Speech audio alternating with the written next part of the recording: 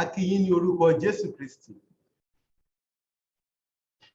Nítorí náà, bí àwa ti ní iṣẹ́ ìránṣẹ́ gẹ́gẹ́ bí a ti rí àánú gbà, àárẹ̀ kò mú wa, ṣùgbọ́n àwa ti kọ gbogbo ìkọ̀kọ̀ tí ó ní ìtìjú sílẹ̀, àwa kò rìn ní ẹ̀tàn, bẹ́ẹ̀ ni àwa kò fi ọwọ́ ẹ̀tàn mú ọ̀rọ̀ Ọlọ́run, ṣùgbọ́n nípa fífi òtítọ́ hàn, àwa ń fi ara wa lé ẹ̀rí ọkàn olúkúlùkù ènìyàn lọ́wọ́ níwájú Ọlọ́run. Ṣùgbọ́n bí ìrere wa bá sì farasin, ó farasin fún àwọn tí ó nù.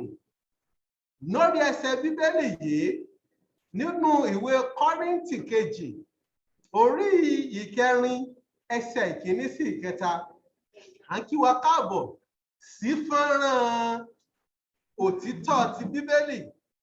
Òtítọ́ ti Bíbélì ó jẹ́ ètò ìwàásù orí afẹ́fẹ́ ẹ̀rọ ayélujára tí ìjọ Kristi Àmúlọ́kọ́ tó ń pé ní agbègbè Ìta-Olópọn ní ìlú Òṣogbo ní ìpínlẹ̀ Ọ̀ṣun tí ó ṣe agbátẹrù rẹ̀.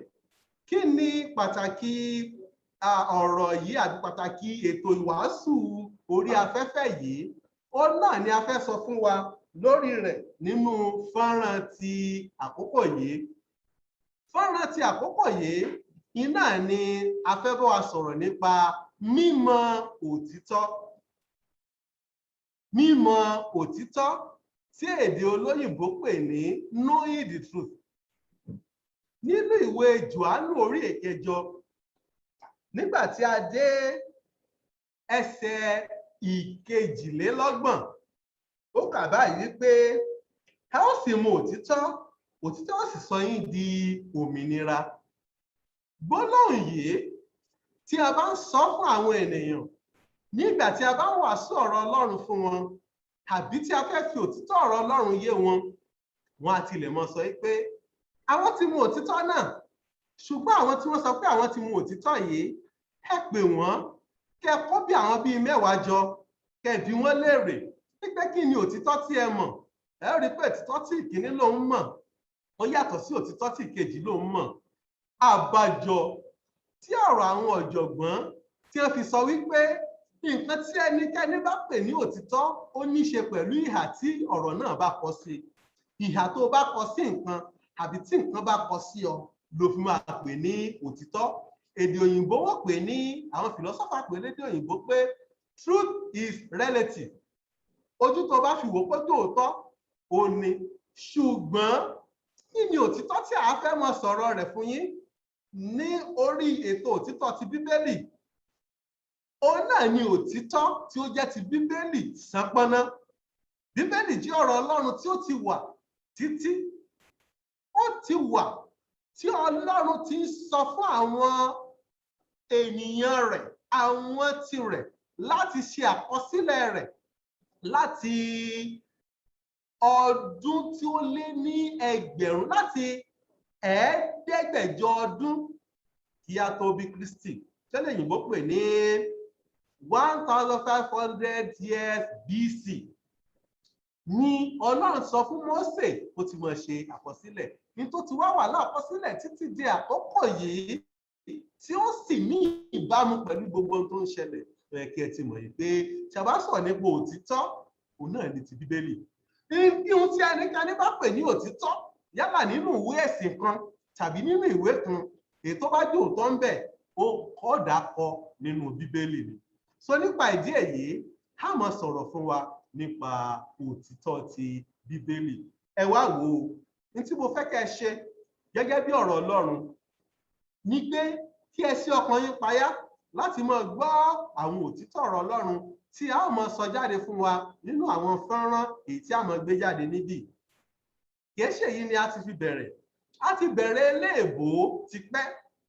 Ẹni tí ó bá fẹ́ràn eléèbó ó lè lọ sórí eléèbó, ẹni tó bá sì fẹ́ràn oní Yorùbá ó lè lọ sórí oní Yorùbá, a sì lè gbọ́ méjèèjì papọ̀ nítorí pé onírúurú ọ̀rọ̀ ni a ó máa sọ ní orí rẹ̀.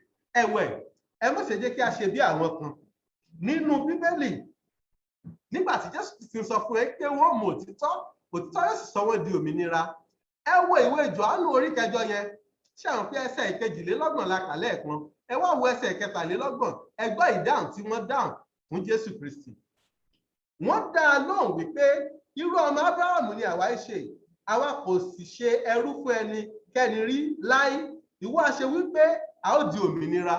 Ẹ wo àwọn ènìyàn, a ò lè pè wọn lákíndánidádí torí pé òye ọ̀rọ̀ Ọlọ́run kò yé wọn. Wọ́n ní àwọn ò sí núde, bó ṣe á sọ pé àwọn ò di òmìnira. Rárá o, Kristi mú òmìnira tí ṣe ọ̀rọ̀ òtítọ́ wá fún wọn, tí ṣe ìgbàlà nínú Ọlọ́run tí Ọlọ́run ti pèsè nínú Kristi. Ṣùgbọ́n wọ́n ní irú ọmọ Ábúráhámù làwọn, àwọn ò sí lábẹ́ ìdèrí. Irú ẹ̀ ni ẹ̀wọ̀n èèyàn náà ń sọ léèrè. Ṣọ́ọ̀ṣì báyìí ni mo ń lọ o, kódà mo ti mọ̀ òtítọ́. Òtítọ́ wo lo mọ̀? Òtítọ́ tí ò ní ìbámu pẹ̀lú Bíbélì wo lo mọ̀? Mo tọrọ àforíjì láti sọ gbólóhùn òtítọ́ tí ò ní ìbámu pẹ̀lú Bíbélì. Ìdí tí mo fi sọ bẹ́ẹ̀ ni pé ọ̀pọ̀lọpọ̀ ẹ̀kọ́ ni ó wà nínú ìjọ ìyapa káàkiri lónìí tí wọn ò ní gbòǹgbò nínú Bíbélì. Irú àwọn ẹ̀kọ́ tí ò ní gbòǹgbò nínú Bíbélì yìí la máa fi Bíbélì ṣe àtúpalẹ̀ rẹ̀ kẹ́yìn náà lè mọ òtítọ́ ní inú àwọn fọ́nrán tí a bá gbé jáde nínú òtítọ́ ti Bíbélì yìí.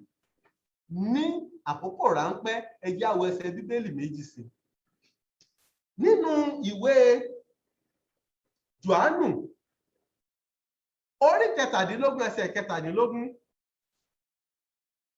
Jésù Kristi sọ wípé sọ wọ́n di mímọ́ nínú òtítọ́, òtítọ́ ni ọ̀rọ̀ rẹ. Kí ni òtítọ́? Bíbélì yìí ni òtítọ́. Kí ni sọ ni di mímọ́? Kì í ṣe omi ìwẹ̀nùmọ́ kan bì kan o, kì í ṣe omi mímọ́ kan bì kan ní sọ̀yàn di mímọ́. Ọ̀rọ̀ Ọlọ́run tí í ṣe òtítọ́ ò ní sọ̀yàn di mímọ́.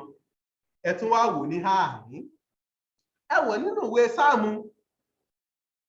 Sáàmù orí 138, Psalm 138, orí 138 ẹsẹ̀ 1 kí ló sọ fún wa? Èmi ó máa gbàdúrà sí àtẹ́ḿbìlì mímọ́ rẹ, èmi ó sì máa yin orúkọ rẹ nítorí ìṣeun ìfẹ́ rẹ àti òtítọ́ rẹ, nítorí ìwọ gbé ọ̀rọ̀ rẹ ga ju gbogbo orúkọ rẹ lọ. O lè mọ Ọlọ́run yìn, o lè yin Ọlọ́run kó o sọ onírúurú orúkọ tí ó fìtì Ọlọ́run látòní dọ̀la. Tó o bá jẹ́ olótìtọ́ sí ọ̀rọ̀ Ọlọ́run, Ọlọ́run lè dán ọmọ o. Èmi kọ́ mo sọ bẹ́ẹ̀, ẹsẹ̀ Bíbélì ni. Ọlọ́run gbé ọ̀rọ̀ rẹ̀ ga ju gbogbo orúkọ rẹ̀ lọ. Kí wàá ní iṣẹ́ tó yẹ kó o ṣe bó ṣe ń gbọ́rọ̀ yìí? Pinnu láti ṣí etí rẹ sí àtìmọ̀ ọ̀rọ̀ Ọlọ́run kó o má bá àtàṣe àgẹ̀rẹ̀ sí ọwọ́ Sátánì ní ojú ọ̀nà ìrìn àjò ìgbàgbọ́ tí à ń rìn yìí. Wo ẹsẹ̀ Bíbélì kejì tí mo sọ pé ẹ jẹ́ kí a wò. Sáàmù 119 ẹsẹ̀ 9, Psalm 119 verse 9. Ó kà báyìí wípé nípa èwo ni ọ̀dọ́mọkùnrin yóò fi mú ọ̀nà rẹ̀ mọ́ nípa ìkíyèsí gẹ́gẹ́ bí ọ̀rọ̀ rẹ̀. Nípa ìkíyèsí ọ̀rọ̀ Ọlọ́run ló ṣe lè mú ọ̀nà rẹ̀ mọ́ o, àti ọ̀dọ́mọkùnrin àti ọ̀dọ́mọbìnrin àti àgbà ọkùnrin àti àgbà obìnrin. Ẹ̀yin olùgbọ́ wa, Kristi Jésù ó sọ nínú ìwé Jòhánù orí 14 ẹsẹ̀ 6, ó ní èmi ni ọ̀nà, èmi ni òtítọ́, èmi ni ìyè, kò sí ẹni tó lè dé ọ̀dọ̀ Ọlọ́run Baba bí kò ṣe nípasẹ̀ mi. Bó lè ṣe jẹ́? Tó ti sọ nínú ìwé Jòhánù kan náà orí 12 ẹsẹ̀ 52, ó ní ẹnikẹ́ni tí ó bá kọ̀ mí tí kò gbà mí, ẹ fílẹ̀, ó ní ẹnìkan tó ń ṣèdájọ́ rẹ̀. Kí ni tí ó ṣèdájọ́ rẹ̀? Ó ní àwọn ọ̀rọ̀ wọn ni tí mo ti sọ, àwọn ni ó ṣèdájọ́ rẹ̀ ní ìkẹyìn ọjọ́. Ẹ̀wẹ̀ nínú ìwé Iṣẹ́ àwọn Àpọ́stélì orí 17 ẹsẹ̀ 21 ó sọ wípé Ọlọ́run ti yan ọjọ́ kan èyí tí ó ṣe ìdájọ́ ayé ní òdodo nípasẹ̀ ọkùnrin náà. Ó ti fi àpẹẹrẹ hàn fún gbogbo ayé ní ti pé ó jí dìde kúrò nínú òkú. Ẹ̀yin ènìyàn wa, èyí ni òtítọ́ ti Bíbélì tí ẹ ó máa gbọ́. Èyí tí a sì ń sọ ní èní òun ni mímọ̀ òtítọ́. Kí ni òtítọ́? À ń sọ wípé Bíbélì ni òtítọ́ tí ṣe ọ̀rọ̀ Ọlọ́run. Bó ló ṣe jẹ́ òtítọ́? Sọ wọ́n di mímọ́ nínú òtítọ́. Òtítọ́ ni ọ̀rọ̀ rẹ, èyí ni Jòhánù orí 17 ẹsẹ̀ 17.